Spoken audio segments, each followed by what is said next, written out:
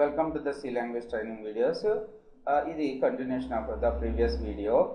ఇందాక మనం integer variables గురించి చూసాము. ఇప్పుడు ఫ్లోట్ గురించి చూద్దాం. యాక్చువల్గా నేను ఇంట్ num1 = 10 అన్నాను, num2 = 30 అంటున్నాను.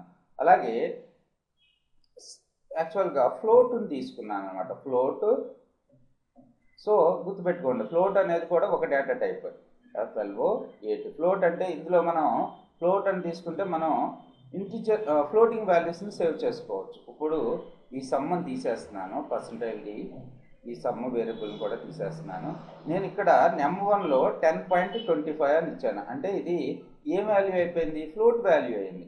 కానీ నేను దీన్ని ప్రింట్ చేద్దాం అనుకుంటున్నాను అవుట్పుట్ స్క్రీన్లోకి. ఇప్పుడు ఏం వస్తుంది మనకి? ఓన్లీ 10 వస్తుంది, 0.25 పోయింది. ఎందుకంటే ఇది ఇంటిజరే కదా, integer type of variable, integer values మాత్రమే సేవ్ చేసుకుంటుంది, ఫ్లోట్ని సేవ్ చేయదు. అందుకని నేను ఫ్లోట్ num1 అని తీసుకుంటున్నాను. 12 ఫ్లోట్ num1. ఇప్పుడు చూడండి అవుట్పుట్ మనకి ఏమొస్తుందో 0 వచ్చేసింది. ఎందుకంటే ఇక్కడ ఫ్లోట్కి %d కాదు, %f.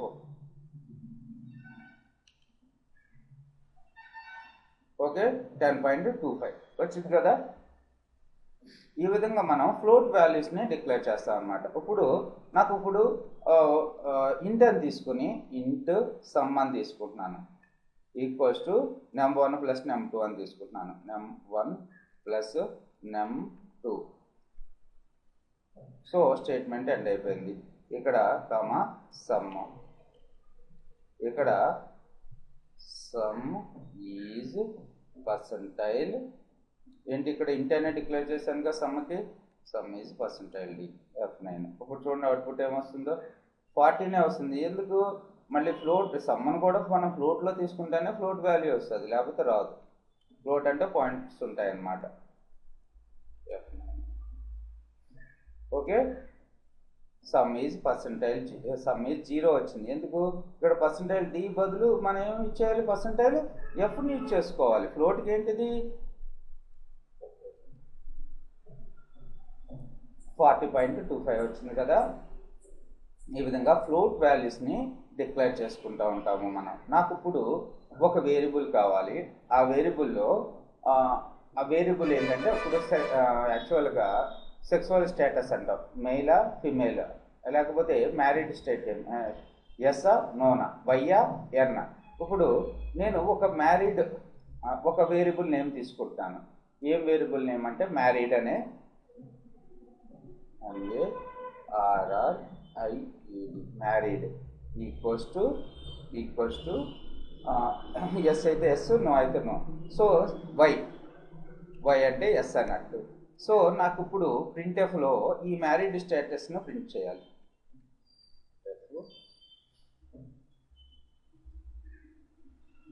Are you married? So ఈ మ్యారీడ్కి మరి కామా ఏంటిది? మన వేరియబుల్ నేము MARRIED, మ్యారీడ్. MARRIED మ్యారీడ్, లేకపోతే MARRY మ్యారీడ్, MAR అని పెట్టు. వేరియబుల్ నేమ్ మన ఇష్టం వచ్చినట్టు పెట్టుకోవచ్చు. కానీ ఇక్కడ మరి ఈ మ్యార్ అనే వాల్యూ ఎక్కడ ప్రింట్ అవుతుంది? ఇక్కడ ఒక ఫార్మాట్ స్పెసిఫైర్ ఉండాలి కదా. అందుకని దీనికి ఇది ఏంటి? ఇది y అనేది ఏంటిది? క్యారెక్టర్. సో మన డేటా టైప్ ఏంటిది? గుర్తుపెట్టుకోండి, క్యార్ అనే డేటా టైప్ కూడా ఉంటుంది మనకి. క్యార్ CHAR, క్యార్ CHAR. క్యార్ ఈక్వల్స్ కలర్ మారిపోతుంది కదా, కోడ్ ఇండెంటేషన్ అంటాం. మనకి అన్ని ఏవైతే కీవర్డ్స్ ఉన్నాయో వాటిని, అంటే ఏవైతే రెగ్యులర్గా కీవర్డ్స్ ఉన్నాయో వాటిని బ్లూ కలర్లోకి ఇది మెన్షన్ చేసేస్తుంది బై డిఫాల్ట్గా. సో stdio.h హెడర్ ఫైల్ పెట్టుకోవాలి, ఎందుకంటే ప్రింట్ఎఫ్ ఫంక్షన్ యూజ్ చేస్తున్నాం కాబట్టి. So married. So every statement must be ended with the semicolon. ఇప్పుడు చూడండి పర్సంటైల్, సో క్యారెక్టర్ కదా, అందుకని నేను %c అనాలి. Okay, F9. సో ఎందుకు ఇక్కడ ఎర్రర్ చూపిస్తుంది? ఈ స్టేట్మెంట్ని సెమీకోలన్తో ఎండ్ చేయలేదంట మనకు. Okay, PRINTF printf F9. So are you married by అని వచ్చింది. అలా కాకుండా నాకేం కావాలి అంటే ఎస్ అని కావాలి. ఎస్ అంటే ఇప్పుడు క్యార్ ఎప్పుడు కూడా ఒకటే వాల్యూని సేవ్ చేసుకుంటుంది. అందుకని చెప్పి మనం దాన్ని చెప్పాలి ముందే, బాబు 3 క్యారెక్టర్స్ సేవ్ చేసుకో, 4 క్యారెక్టర్స్ని సేవ్ చేసుకో అని. అందుకని మనం ఏదైతే వేరియబుల్ రాస్తున్నామో దాని పక్కనే ఒక 2 ఓపెనింగ్ అండ్ క్లోజింగ్స్ వేరే బ్రాకెట్స్ పెట్టుకుని అందులో ఎంతైతే వాల్యూ కావాలో అంత వాల్యూ ఇచ్చుకోవచ్చు. అసలు మీకు తెలియకపోతే ఒక్కొక్కమన్నా ఉండొచ్చు. ఓకే, 3 ఇచ్చాను నేను. ఇప్పుడు చూడండి F9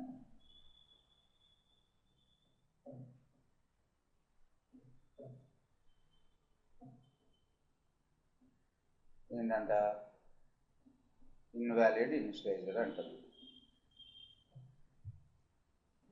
చూడండి ఒకసారి ఏంటి ఎర్రర్ ఎక్కడ వచ్చింది.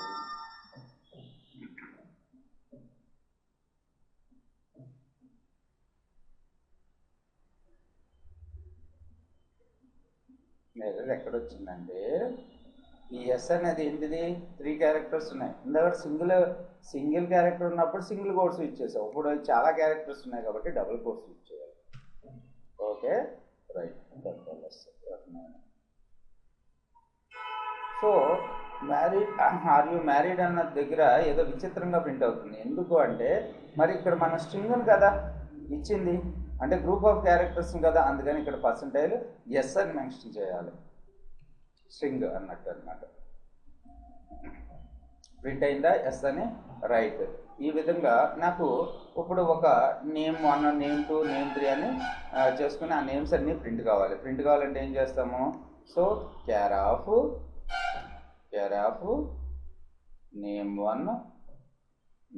1 ఈక్వల్స్ టు నేమ్ 1. ఎన్ని క్యారెక్టర్స్ ఉన్నాయనుకుందాం, మనకు తెలియదు కాబట్టి ఎన్ని ఎంటర్ చేస్తాము,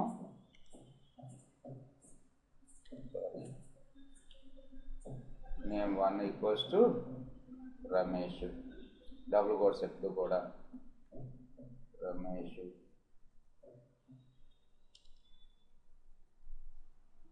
CHAR క్యార్.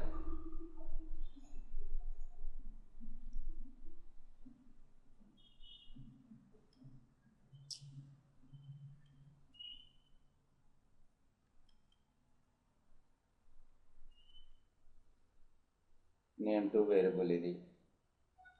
నేమ్ 2లో వెంకట్. ఇప్పుడు నాకు నేమ్ 1ని నేమ్ 2ని ప్రింట్ చేయాలి. ఇక్కడ చూడండి ప్రింట్ ఎఫ్ ఏమేమి పర్సంటైల్ ఎస్ అంటే రెండు కూడా, అంటే ఇక్కడ ఏమో స్ట్రింగ్ నాకు అవసరం లేదనుకుంటున్నా, అందుకని పర్సంటైల్ ఎస్ పర్సంటైల్ వచ్చి నువ్వు ముందుగా ఏది ప్రింట్ చేయాలనుకుంటున్నావు, నేమ్ 1 వేరియబుల్ కాబట్టి నేమ్ 1 కామా నేమ్ 2. ఓకే, ఇప్పుడు చూడండి అవుట్పుట్ రమేష్ వెంకట ప్రింట్ అయింది కదా. అలాగే ఇక్కడ పర్సంటైల్ ఎస్ రెండు న్యూ లైన్స్లో కావాలి, అందుకని స్లాష్ అని పెడుతున్నారు 2 పర్సంటైల్ ఎస్. రమేష్ వెంకట అని వచ్చింది. అలా కాకుండా నాకు నేమ్ 1 ఈజ్ అని పెట్టాలి, name 1 is, so percentile s, name 2 is percentile s, అలా రాసుకోవచ్చు అన్నమాట మనం.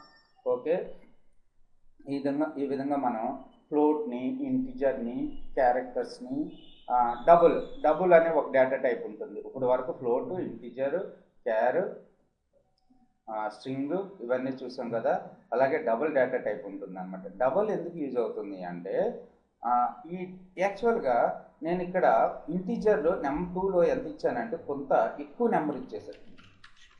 ఓకే, ఈ వాల్యూ నెంబర్ 2 ఇంటిజర్ టైప్ కదా, ఇది ఈ ఇంటిజర్ టైప్కి కొంత లిమిటేషన్ ఉంటుంది అనమాట. మనం ఎక్కువ నెంబర్ని ఎత్తే అది సేవ్ చేసుకోలేదు. నెంబర్ 2 వాల్యూ ఈజ్ అసలు మనం ఇచ్చింది ఏంటి, ఇది ఇక్కడ ప్రింట్ చేసింది ఏంటి. ఓకే, మీరు ఇలా ఎక్కువ వాల్యూని ప్రింట్ చేయాలి అనుకున్నప్పుడు మీరు డబుల్ అనే డేటా టైప్ని యూజ్ చేయాలన్నమాట. Double number 2 equals. అలాగే డబుల్కి ఒక ఫార్మాట్ స్పెసిఫైర్ ఉంటుంది మళ్ళీ. Okay, percentile LF, percentile number 2 value is percentile LF. చూడండి ప్రింట్ అయిందా కరెక్ట్గా. అంటే డబుల్ని అలా ఇచ్చేస్తాను అంటే డబుల్లో మనం లార్జ్ నెంబర్ సేవ్ చేసుకోవచ్చు, అలాగే ఫ్లోటింగ్ వాల్యూని కూడా సేవ్ చేసుకోవచ్చు. ఓకే, తర్వాత నాకు ఇక్కడ ఇది ఇంటే తీసుకోండి, num2ని ఇంటూ తీసుకున్నాను, ఇందులో 21 అని సేవ్ చేశాను. ఓకే, నాకు ఈ 21 మీకు డిజిటల్ వచ్చి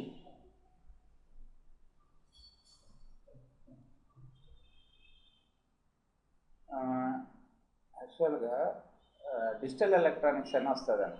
అందులో మీకు బైనరీ వాల్యూ అని, డిసిమల్ అని, హెక్సాడెసిమల్ అని, ఆక్టాల్ అని నెంబర్ సిస్టమ్స్ ఉంటాయి. సో ఒక్కొక్కసారి మనకి సి ప్రోగ్రామ్ డెవలప్ చేసేటప్పుడు num2ని ఆక్టాల్లో ప్రింట్ చేయమంటాడు. ఓకే, ఇంటూ num2 ఈక్వల్స్ యాక్చువల్గా డిసిమల్ వాల్యూలో 21 ఇలా ఇచ్చేవాడిని. నార్మల్గా మనం ఇచ్చేసేది డిసిమల్ నెంబర్ సిస్టమ్, దీన్ని ఆక్టాల్లో ప్రింట్ చేయమంటారు. అందుకని మనకి ఎప్పుడైతే ఆక్టాల్లో ప్రింట్ చేయమంటున్నారో అప్పుడు పర్సెంటైల్ ఓ అని ఇవ్వండి. ఓ అని ఇస్తే ఇది ఆక్టాల్లో ప్రింట్ అయిపోతుంది. F9 num2 value is 25. So num2 యాక్చువల్గా 21, కానీ num2 అనేది ఆక్టాల్లో ఎంత 25. అలాగే హెక్సాడెసిమల్ వాల్యూ కూడా ఉంటుంది 25కి. Percentile o for octal value, percentile x for hexadecimal value. Okay, ఇప్పుడు నాకు ఈ వాల్యూ num2 వాల్యూని హెక్సాడెసిమల్లో చూడాలి. So x percentile x is